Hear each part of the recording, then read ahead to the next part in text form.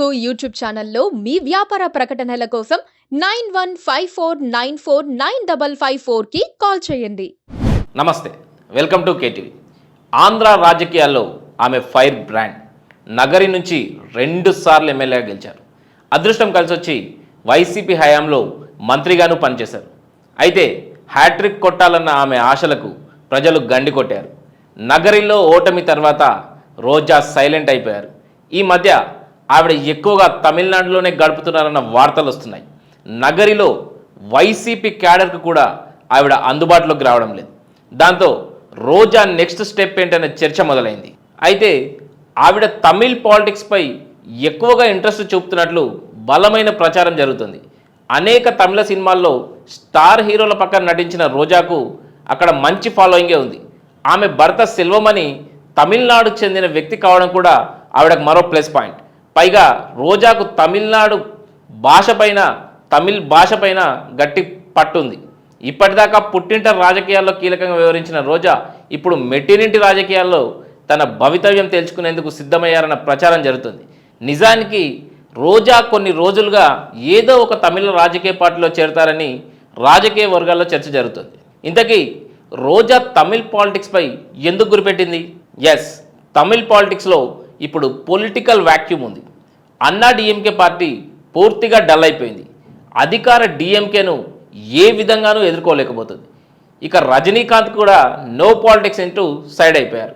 దాంతో ఇప్పుడు తమిళనాడు ఫోకస్ అంతా హీరో విజయ్ మీదే ఉంది.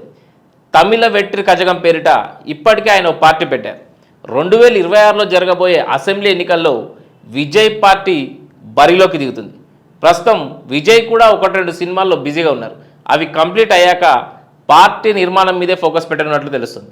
ఎన్నికలకు ముందు విజయ్ పాదయాత్ర కూడా చేస్తారని తమిళ రాజకీయాల్లో చర్చ జరుగుతుంది.